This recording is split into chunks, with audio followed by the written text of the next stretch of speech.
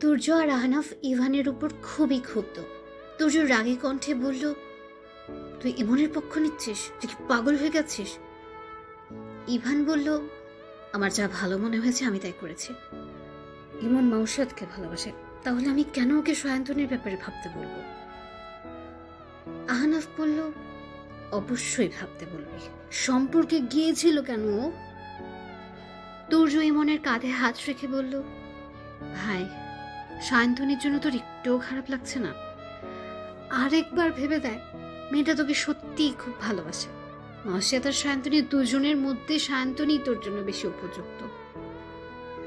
Ivan তুর্যকে থামিয়ে দিয়ে বলল, তুই আবার এসব শুরু করেছিস? তুই কি প্রেম গুরু নাকি মনীষী?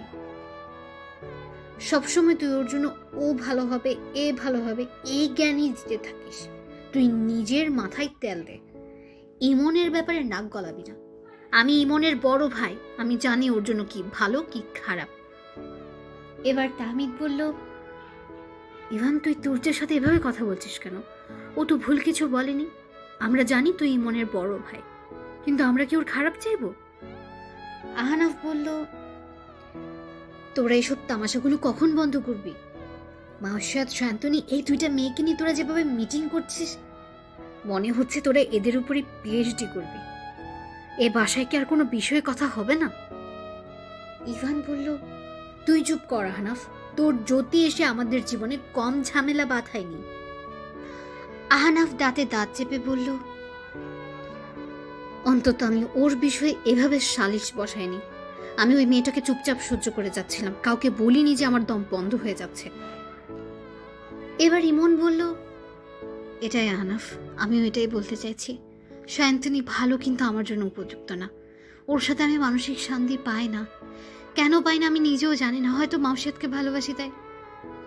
আহনাফ এবার চুপ করে রইল, মনে মনে বলল, ঠিকই তো, আমিও তো জ্যোতির সাথে মানসিক শান্তি পাইনি। হয়তো ও একটু বেশি পজিটিভ ছিল, কিন্তু আমিও তো ওকে ভালোবাসতে পারিনি, কারণ আমি তো। আহনাফ এবার অরুণিকার দিকে তাকালো। অরুণিকা তাহমিদের পাশে বসে বসে তাদের ঝগড়া দেখছে আর ক্যান্ডি খাচ্ছে। ইভানের কথা শুনে আহনাফের মনোযোগ আবার আগের জায়গায় ফিরে এলো।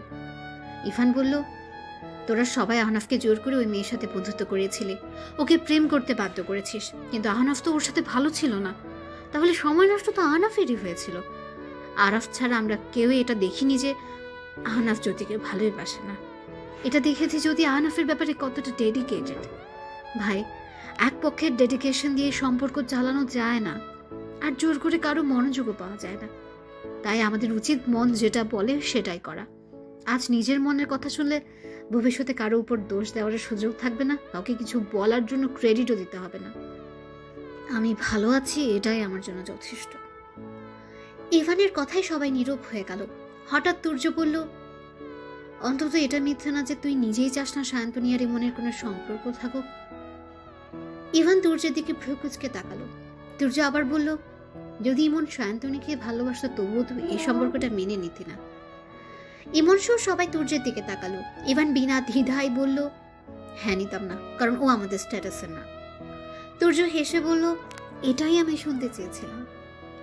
এই কথা বলে তুর্য চলে যেতে নেবে, তখনই ইভান বলল, বাবা মা বেঁচে থাকলে কখনোই এমন সম্পর্ক মেনে নিত না, আর ওদের অবর্তমানে ইমনের অভিভাবক আমি। তুর্য পেছন ফিরে বলল, সমস্যাটা এই জায়গায় ইভান। বাংলাদেশ ফিরলে ইমনের স্ত্রী মৈত্রী গ্রুপ অব ইন্ডাস্ট্রির 30% অংশ পাবে। একটা বস্তির মেয়ে এ দায়িত্ব কিভাবে নেবে? মাউসাদ শিক্ষিত, স্মার্ট, এ দায়িত্ব মাউসাদ সহজেই নিতে পারবে। ইভান তাহমিদের দিকে তাকালো। তুর্য বলল, তাহমিদ আমাকে কিছুই বলেনি ইভান। ওই দিন তোদের কথাগুলো আমি সব শুনেছি। সুরের জগতে থাকলেও আমি আশেপাশের খেয়াল রাখি। ইভান বলল, হ্যাঁ, এটাই বাস্তবতা।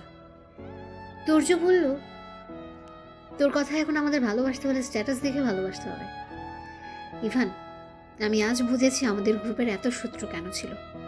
আজ বুঝেছি একটা পরিবারকে পুরোপুরি নিশ্চিহ্ন করে দেওয়ার কারণ কি। ইভান রাগী কণ্ঠে বলল, কি বলতে চাচ্ছিস তুই? তুর্য বলল, এসব নিয়ম আর এসব স্ট্যাটাসই আমাদের প্রধান শত্রু। আমার কেন যেন মনে হচ্ছে আরূপা ফুপির কারণেই সেই রাতটি মৈত্রী গ্রুপের জন্য কাল রাত হয়ে দাঁড়িয়েছে। আরূপা ফুপি আত্মহত্যা করার পর থেকে এই ঘটনাগুলো ঘটছিল। কেন ফুপি আত্মহত্যা করেছিল? কারণ কেউই তার ওই ছেলের সাথে সম্পর্কটা মেনে নেয়নি। ওই ছেলেকে যাচ্ছে তাই শুনিয়ে প্রহরীদের ডাকি সভাঘর থেকে সেদিন ধাক্কা দিয়ে বিদায় করেছিল, কারণ ফুপির নামে থাকা সম্পত্তির অংশগুলো যাতে ওই ছেলে বা ওর বংশের নামে না হয়। আহনাফ বলল, তোকে কে বলেছে এসব?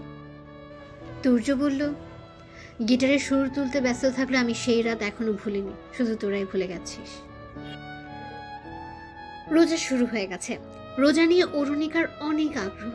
সে 1 সপ্তাহ আগে থেকে ঠ্যাক করছিল যে সে রোজা রাখবেই রাখবে। তাই আরাফ সেহরির সময় তাকে ডেকে তুলল। ঘুম ঘুম চোখে খুব উৎসাহের সাথে সে ভাত খেলো, তারপর আবার ঘুমিয়ে পড়লো। আজ রোজা রেখেছে, তাই স্কুলে যাবে না, তাহমিদের সাথে বাসায় থাকবে। বাকিরা যার যার কাছে বেরিয়ে পড়লো। কিন্তু সারাদিন সে তাহমিদের সাথে এত বকবক করলো যে তার গলাটাই শুকিয়ে গেছে। তাহমিদ বলল, থাক, তুমি ছোট মানুষ, তোমার রোজা রাখতে হবে না, পানি খেয়ে ফেলো, যাও। অরুণিকা মলিন মুখে বলল, আমার 11 হয়ে গেছে, আর 11 হলে রোজা রাখতে হয়। তো তুমি বারবার পানি খাবে কেন বলছো? আর বলবো না। তাহমিদ অরুণিকার মাথায় হাত বুলিয়ে দিয়ে বলল, তুমি ঘুমিয়ে পড়ো, যাও। তুমি আমাকে কোরআন শেখাবে না? তুমি তো বললে শেখাবে। তোমাকে আগে অক্ষর শেখাতে হবে। আমি আলিফ বা তা সা সব পারি, জবর জের পেশ দিয়েও বলতে পারি। ওই বাড়িতে শিখেছিলাম, মনে নেই? আচ্ছা, দুপুরে শেখাবো, ঠিক আছে? আচ্ছা চলো এখন আমরা খেলি। তাহমিদ অরুণিকার মাথায় হাত বুলিয়ে দিয়ে বলল, অরুণিকা, আমার খুব ঘুম আসছে, প্লিজ বোন তুমিও ঘুমা, আমাকে একটু ঘুমাতে দাও। এরপর দুপুরে বাকিরাও বাসায় ফিরলো। তারপর একটু বিশ্রাম করে নামাজ দোয়া সেরে ইফতারির তৈরিতে লেগে পড়লো। ওদিকে অরুণিকা হাত পা মেলে বিছানায় শুয়ে রইল। আরাফ তার হাত ধরে তাকে টেনে তুলে বলল, আগে তো নামাজ শিখতে হবে, রোজা তো আর একটু বড় হলেও রাখতে পারবে। তুমি কি আসরের নামাজ পড়েছো? অরুণিকা ক্ষীণ কণ্ঠে বলল, আমি তো পারি না। কাল শিখিয়েছিলাম, মনে নেই? অনেক কঠিন, আমি সব ভুলে গেছি। তাহমিদ হুইলচেয়ার ঘুরিয়ে অরুণিকার রুমে এসে বলল, যাও, আমি শিখিয়ে দেবো, এখন উজু করে আসো। অরুণিকা উৎসাহ নিয়ে লাফিয়ে লাফিয়ে ওয়াশরুমে গিয়ে উজু করে এলো। তারপর টেবিল থেকে কোরআন এনে বলল, কখন শুরু করব? অরুণিকা, আগে নামাজটা তো শিখতে হবে, কোরআন পরে শিখিও। না, আমি এটাই পড়বো। নামাজ শিখবে না? পরে শিখবো বললাম তো। তাহমিদ বিড়বিড় করে বলল, নিজে যা বুঝে তাই করবে। অরুণিকা ভ্রুকুচকে বলল, কি বললে তুমি? কিছু না। তাহমিদ নামাজে দরকার হবে সেই সূরাগুলি বারবার অরুণিকাকে শেখাতে লাগলো। অরুণিকা একটু পর থেমে গিয়ে বলল, তুমি শেষে চলে গেলে কেন? এগুলো পড়বো না? আগে এই সূরাগুলো শিখে মুখস্থ করতে হবে, তারপর বাকিগুলো পড়তে পারবে। যদি ভুলে যায়? তাই তো বারবার পড়াচ্ছি। অরুণিকা পা ধাপিয়ে বলল, অনেক কঠিন এগুলো। ইভান ড্রয়িং রুম থেকে চেঁচিয়ে বলল, এই মেয়ে এত কথা বলে কেন? অরুণিকা ইভানের কথা শুনে এবার জোরে জোরে পড়তে লাগলো। আহনাফ রান্নাঘর থেকে বেরিয়ে ইভানকে উদ্দেশ্য করে বলল, এক ধমকে সোজা হয়ে গেছে, তুই গিয়ে ওকে পড়া, তাহমিদ রেস্ট নেই। ইভান বলল, আমি পড়াতে গেলে পড়া কম, কান্না করে চোখের পানি ফেলবে বেশি, তাহমিদের ধৈর্য আছে, ওই পড়া। ইফতারির সময় সবাই গোল হয়ে বসলো। অরুণিকা খাবারের প্লেট ভর্তি করে ফেলেছে। ইমন বলল, তুমি সব খেতে পারবে তো? অরুণিকা মুচকি এসে বলল, হ্যাঁ, আমার অনেক ক্ষুধা লেগেছে, আমি সব খাবো।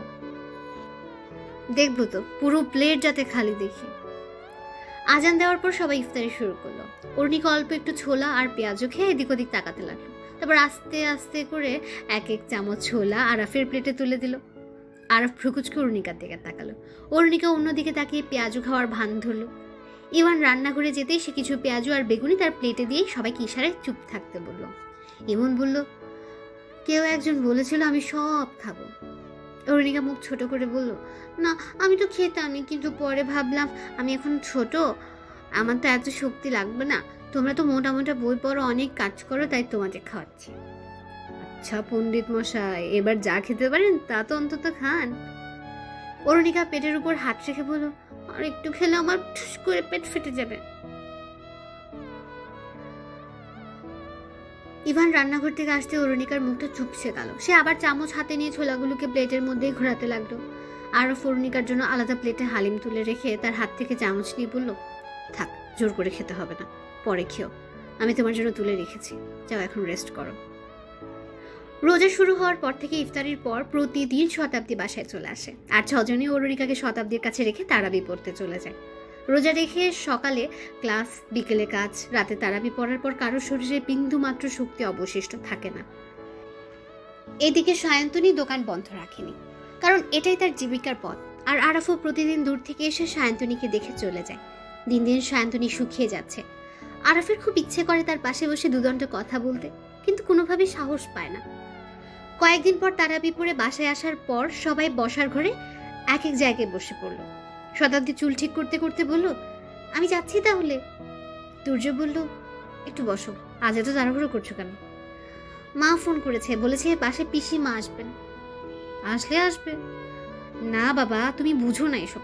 এত রাতে বাইরে থেকে ফিরলে উনি বকাবকি করবেন। এখানে এসেছো বলবে।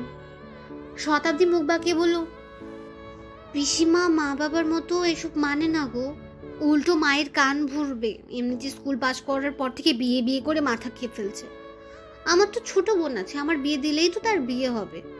আর পিসিমার কাছে জগতের সব পুরুষের খোঁজ পাওয়া যাবে, ডাক্তার বাবু, ইঞ্জিনিয়ার মশাই, দারোগা বাবু, তুমি যেই পাত্র চাইবে একেবারে চুটকির মধ্যে খুঁজে এনে দেবে। তাও বাবা তোমাদের খুব ভালোবাসে, আর ছোট সখী তার চোখের মনি, তাই আমাকে এখানে আসতে দেয়। মাকেও তো বাবাই রাজি করিয়েছিল। তাহমিদ বলল, তোমার বিয়ে দিয়ে দেবে নাকি? দিয়ে দেবে বললে তো দেওয়া যায় না, আমি মানলেই তো হবে, কিন্তু সোজা সাপটা চলাফেরা করলেই তো আমার কথার মান থাকবে নাকি? দেরি করে বাসায় ফেলে তাড়াতাড়ি ভাগিয়ে দেবে। তুর্য হেসে বলল, মিষ্টি মশাই তুমি একটু শক্ত হয়ে বসো, আমি শতাব্দীকে তাড়াতাড়ি বাসায় দিয়ে আসছি, নয়তো তুমি হুইল চেয়ার ছাড়ার আগেই সে শ্বশুর বাড়ি চলে যাবে। তাহমিদ রাগের দৃষ্টিতে তুর্যের দিকে তাকালো। তুর্য চোখ মেরে বলল, আরে বসে বসে কি বিয়ের আনন্দ পাবে, তাই বলছি, তুমিও না উল্টোটাই বুঝো। শতাব্দী লাজুক হেসে তাহমিদের দিকে তাকালো। তাহমিদ হুইল চেয়ারটি উল্টো দিকে ঘুরিয়ে নিল। পরের দিন সেহরি করে ঘুম থেকে উঠতে উঠতে সবার দুপুর হয়ে গেছে। আরাফ বিছানা থেকে মাথা তুলে অরুণিকার রুমের দিকে তাকালো। দেখলো বিছানায় অরুণিকা নেই। আরাফের ব্যাগ থেকে সরাসরি অরুণিকার বিছানাটা দেখা যায়। রাতে অরুণিকাকে ঘুম পাড়িয়ে সে ড্রয়িং রুমে চলে আসে। তারপর করিডোরের বাতিটা জ্বালিয়ে দেয়, যাতে মাঝরাতে ঘুম ভাঙলে অরুণিকা ভয় না পায়। তবে যদি অরুণিকার ঘুম ভাঙে, সে সুরসুর করে ড্রয়িং রুমে এসে বসে থাকবে। কখনো কখনো আরাফ আর ইভানের ব্যাডের মাঝখানে যে খালি জায়গা থাকে সেখানে শুয়ে পড়বে। আর আরাফ ও ইভান মেঝেতে আলাদা বিছানা করে ঘুমায়। এদিকে আরাফ বিছানা ছেড়ে উঠে সোজা অরুণিকার রুমে চলে এলো। এসে দেখলো অরুণিকা চেয়ারে 2 পা তুলে হাঁটুতে মুখ গুজে চুপচাপ বসে আছে। আরাফ তার কাছে এসে বলল, অরু, তুমি কখন উঠেছো? অরুণিকা ছলছল চোখে আরাফের দিকে তাকালো। আরাফ ব্যস্ত কণ্ঠে বলল, তুমি কাঁদছো কেন? কি হয়েছে? কেউ কিছু বলেছে? আরাফের কণ্ঠ শুনে ইমন রুমে ঢুকলো। সে অরুণিকার পাশে বসে বলল, অরুণিকা, কাঁদছো কেন তুমি? তারপর আরাফকে জিজ্ঞেস করলো, কেউ বকা দিয়েছে নাকি? আরাফ বলল, না, ইভান তো এখনো শুয়ে আছে, আর কেউ তো রুমে আসেনি। আরাফ আহনাফকে ডাকলো। আহনাফের পিছু পিছু তুর্য আর তাহমিদও চলে এলো। তুর্য অরুণিকার চোখে পানি দেখে ব্যস্ত কণ্ঠে বলল, টুইঙ্কেল, তুমি কাঁদছো কেন? কি হয়েছে, আমাকে বলবে? অরুণিকা মুখে হাত দিয়ে ঢুকরে কেঁদে উঠলো। আহনাফ বলল, আচ্ছা শোনো অরু, কি হয়েছে না বললে আমরা কিভাবে বুঝবো বলো? তুমি কি খারাপ স্বপ্ন দেখেছো? অরুণিকা চোখের পানি মুছে বিছানার দিকে ইশারা করলো। সবাই সেদিকেই তাকালো। ইমন বলল, পোকা দেখে কাঁদছো? দাঁড়াও, আমি দেখছি। ইমন বিছানার আশেপাশে ভালোভাবে ঘাটাঘাটি করলো। তারপর কিছু না দেখে বলল, কিছু তো নেই। হঠাৎ তাহমিদের চোখ পড়লো ওয়াশরুমের পাশে পড়ে থাকা জামা প্যান্টের দিকে। সে অরুণিকার দিকে তাকিয়ে দেখলো সে কালকের পরনে জামাটা পরিবর্তন করে ফেলেছে। সে এবার হুইলচেয়ার ঘুরিয়ে জামাটা উঠালো। সে যা ধারণা করেছিল তাই হয়েছে। জামাটা হাতে নিতে সবার নজর সেদিকেই পড়লো। ইমনেরও এবার বিছানায় ভালোভাবে চোখ পড়লো। আরফ অরুণিকার হাত ধরে বলল, ওরু, ভয় পাচ্ছ কেন বলো তো? এটা তো সাধারণ ব্যাপার। আরাফ আহনাফের দিকে তাকাতে সে শতাব্দীকে কল করলো। শতাব্দী কল ধরতে আহনাফ তাকে সব বলল। শতাব্দী বলল, সখীকে দাও তো, আমি কথা বলছি। আচ্ছা, তুমি বাসায় আসলে ভালো হয়, ওকে একটু বুঝিয়ে বলবে আর কি, ও ভয় পেয়ে কান্না করছে। আচ্ছা, আমি এখনই বের হচ্ছি। আহনাফ অরুণিকাকে ফোনটা দিল। অরুণিকা ফোন কানের কাছে আনতে শতাব্দী বলল, সখী, তুমি কান্না করছো কেন বলো তো? তুমি একদম কাঁদবে না, আমি আসছি, দাঁড়াও। অরুণিকা কাঁপা কণ্ঠে বলল, আমি কি মারা যাব? অরুণিকার কথা শুনে সবাই রাগী দৃষ্টিতে তার দিকে তাকালো। শতাব্দী বলল, ধুর বোকা, এটা তো মেয়েদের জন্য স্বাভাবিক ব্যাপার, তুমি মরে যাওয়ার কথা বলো না সখী, তোমার কিছু হলে তোমার স্বপুরুষের কি হবে বলো তো দেখি। অরুণিকা সবার দিকে একবার একবার তাকালো। ফোন রেখে দেওয়ার পর তাহমিদ বলল, যাও ভালো মতো ফ্রেশ হয়ে আসো, কান্নাকাটি বন্ধ করো। এদিকে ইভান সব শুনে দোকানে গিয়ে প্রয়োজনীয় জিনিসপত্র কিনে নিয়ে এলো। 20 মিনিটের মধ্যেই শতাব্দী বাসায় চলে এলো। বাসায় এসে অরুণিকাকে সব বুঝিয়ে বলল। নিজে বসে অরুণিকার সব কাপড় আর বেডশিট ধুয়ে দিল। শতাব্দীর এমন কাজে আরাফ বলল, তুমি এসব করতে গেলে কেন? শতাব্দী বলল, ও আমার বোনের মতো, তাই আমি ধুয়ে দিয়েছি। আর তোমরা রোজা রেখেছো, অরুণিকা তো এখনো ছোট, ভাবছি আমাদের বাড়িতে কাজ করে, ওনাকে এখানে পাঠিয়ে দেব। রোজা রেখে তোমরা এত কাজ কিভাবে করবে বলো? কাজের বউ রাখার মতো টাকা এখন আমাদের হাতে নেই, আমরাই পারবো, বাড়তি খরচ করতে চাচ্ছি না। আচ্ছা, আর আমি অরুণিকাকে সব বুঝিয়ে বলেছি, তোমরা চিন্তা করো না। থ্যাংক ইউ, তুমি অনেক ভালো একটা মেয়ে। কলকাতায় এসে তোমার মতো একটা মেয়ের সাথে আমাদের দেখা হয়েছে, এটা আমাদের সৌভাগ্য। তুমি না থাকলে কি হতো জানি না। তুমি আমাদের অনেক উপকার করেছো, সবসময় পাশে থেকেছো। বিপদে বন্ধুই তো কাজে আসে, আর আমি কি আমার সখী আর সখাতির জন্য এতটুকু করতে পারবো না?